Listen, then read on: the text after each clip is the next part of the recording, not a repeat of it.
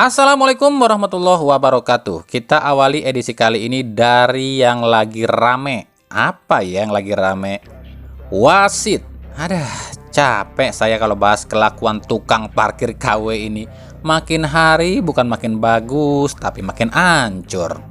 Giliran dikritik, dihujat, disenggol, dibelain sama ketuanya yang bilang wasit juga manusia. Manusia kok nggak mau belajar dari kesalahan sih?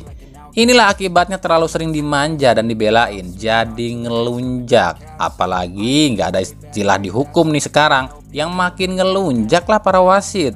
Di pekan ini saja, udah nggak kehitung rentetan kontroversi keputusan wasit. Mulai dari Liga 2, yakni pertandingan antara Persipura lawan PS Biak contohnya. Kemudian ada pertandingan antara Malut United lawan Bekasi City FC. Coba lihat deh, masih aja kayak gini yang gak ada pelanggaran loh sama wasit. Padahal wasit itu deket loh sama kejadiannya. Kenapa nggak ngeliat apa pura-pura nggak ngeliat? Apa harus pakai kacamata kuda para wasit? Sampai yang terbaru yang lagi panas tentu saja laga antara Persija lawan Rans yang katanya ada gol atau bola yang udah lewat garis 100% tapi nggak disahkan. Yang alasannya para wasit ini adalah katanya nggak ada VAR dan goal line teknologi. Selalu aja nyari alasan ya para wasit. Padahal kalau kata pepatah, orang pintar selalu berinisiatif dan orang bodoh selalu mencari alasan. Tapi giliran dibilang orang bodoh kagak mau. Aduh, capek ya lihat tingkah laku para wasit. Nah, bicara soal wasit di laga Persija lawan Rans, wasit yang bertugas adalah Naufal Adia Fairusi, wasit termuda Liga 1 yang baru berusia 23 tahun. Tapi gara-gara ini wasit timbullah perpecahan di sepak bola. Kenapa demikian? Wasit ini memang wasit termuda, tapi bukan itu yang dilihat. Yang dilihat adalah wasit ini asal Bandung. Masih ingat kejadian ini? Laga ini adalah laga Persija versus Persib di tahun 2017 silam. Saat itu wasit yang memimpin adalah Shaun Evan asal Australia yang tidak mengesahkan golnya Ejecel Nuasel. Padahal jelas-jelas bola udah masuk ke gawang dan menggetarkan jala gawang tapi nggak disahkan. Nah, gol ini mirip. Cuma bedanya bola yang mental di laga Persija lawan Rans ini keluar. Sementara di laga Persija versus Persib jelas-jelas udah nyentuh jala gawang ya. Nah, gara-gara kontroversi inilah timbullah perpecahan. Ada yang bilang wasit ini balas dendam lantaran atas kejadian yang menimpa Persib di tahun 2017 silam. Ada juga yang bilang wasit ini disogok oleh Raffi Ahmad yang notabene orang Bandung. Dan berbagai kontroversi dan juga komentar dan tudingan para Jackmania lainnya. Yang ujung-ujungnya apa? Ujung-ujungnya Persib juga yang kena getahnya. Padahal nggak ada sangkut pautnya loh Persib dengan dua tim yang tengah bertanding. Cuma gara-gara wasitnya asal Bandung, habis deh cacian ditujukan pada Persib. Haduh. Inilah yang sering kami bilang, berbagai kebijakan PSSI ini bukannya mempersatukan tapi justru memecah belah. Larangan supporter away ini kan memecah belah. Contoh berbagai keributan supporter sebab adanya supporter away. Ini alasannya apa? Dasarnya apa? Alasannya adalah larangan supporter away. Yang terakhir laga Persita versus Persis Solo ribut lagi tuh dua kelompok supporter. Laga Bali United versus Persebaya pun demikian. Kenapa demikian? Sebab supporter tuan rumah tak selamanya senang adanya supporter away yang memang tengah dilarang. Apalagi kalau tim tamu cetak gol terus supporter tim tamu selebrasi, ya otomatis dong supporter tim tuan rumah panas. Coba kalau larangan supporter away ini dibebaskan, ya mau protes apa supporter tim tuan rumah kalau supporter away ini selebrasi? Kan mereka berhak, kan mereka disahkan datang, ya kan? Makanya, semakin ketua komite wasit melindungi para wasit, maka para wasit pun semakin bobrok. Dan akan ujung-ujungnya adalah timbul perpecahan. Ah, wasit si Anu belain tim Anu sebab dia berasal dari daerah Anu, kan gitu.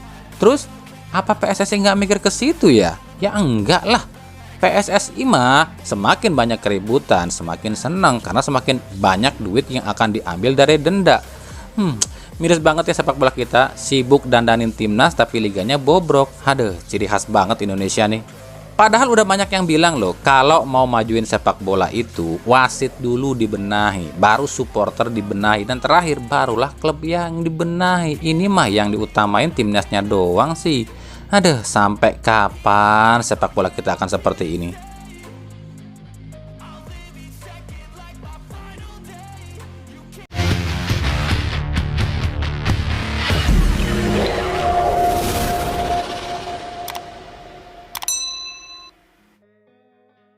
Dari Persija Jakarta, terlepas kontroversi yang terjadi di laga Persija lawan Rans, tahukah kalian kalau Persija ini udah lebih dari sebulan nggak rasakan kemenangan?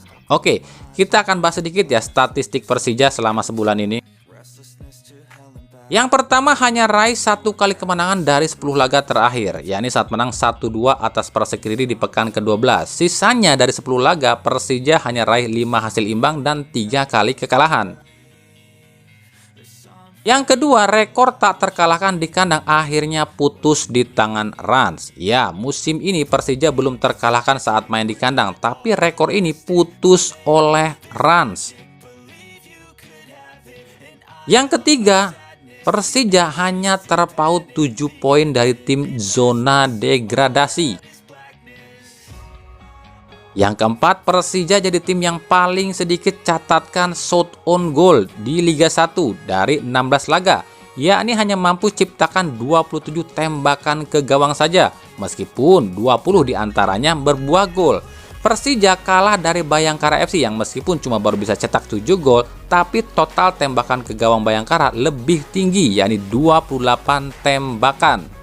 Maka dengan statistik ini wajar jika Thomas Doll ini mengancam manajemen Persija, penuhi permintaan dia soal pemain atau dirinya yang akan hengkang dari Persija.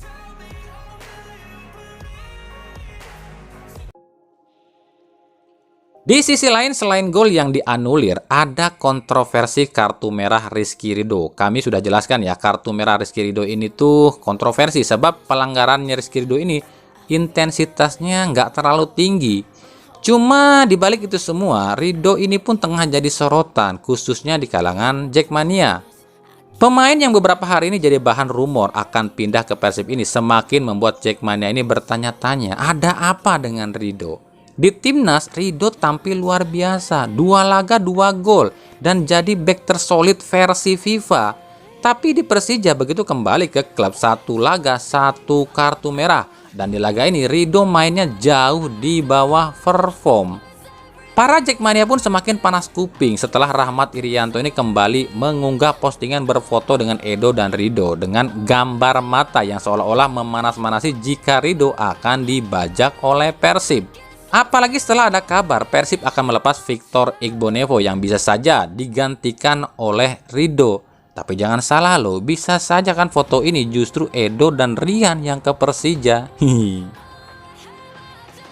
Ya, bicara soal Victor Igbonevo, meskipun belum disetujui oleh pihak Persib, Victor kabarnya bersedia dipinjamkan bahkan dilepas ke PSBS Biak. Kami pun tak tahu penyebabnya, apakah ini ada hubungannya dengan keributan dengan Nick saat game internal yang masih panas, atau memang Victor udah nggak betah di Persib.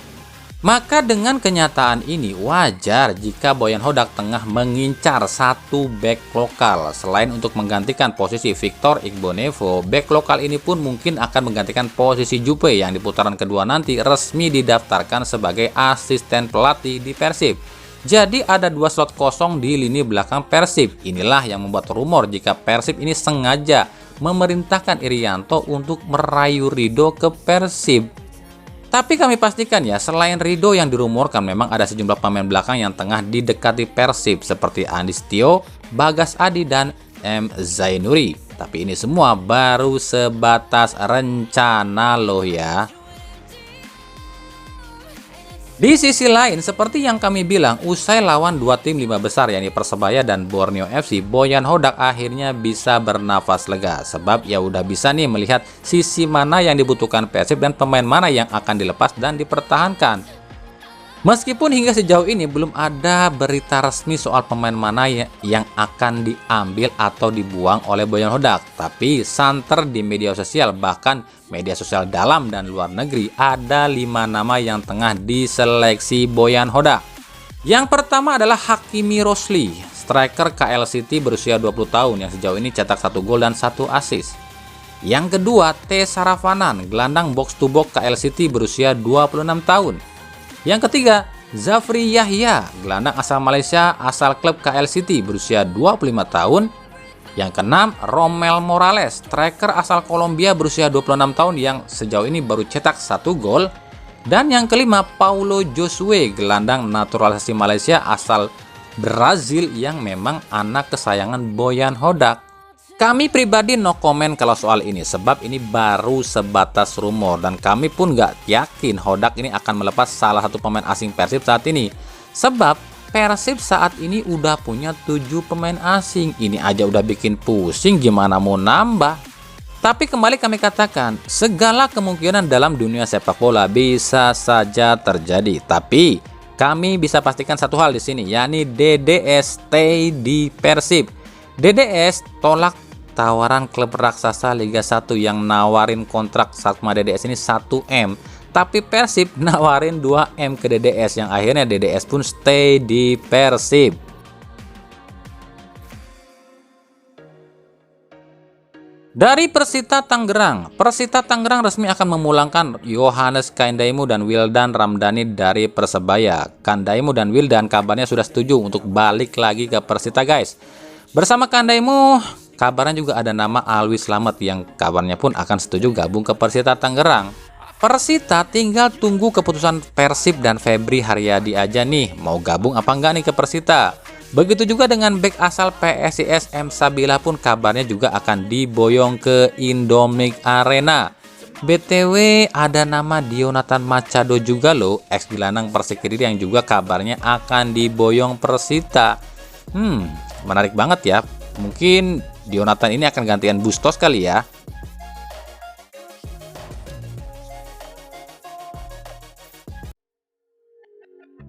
Bos PSIS Semarang Yoyo Sukawi masih terus mencari striker lokal nomor 9. Opsinya saat ini ada beberapa nama sih. Selain Sananta ada nama Hoki Caraka, Dimas Derajat, dan Septian Bagaskara. Ya, PSIS cuma cari striker nomor 9 loh ya, bukan winger tapi murni striker. Tapi dari sejumlah nama tadi, belum satupun pemain yang bisa didekati oleh PSIS. Sebab kita tahulah Sananta not for sale.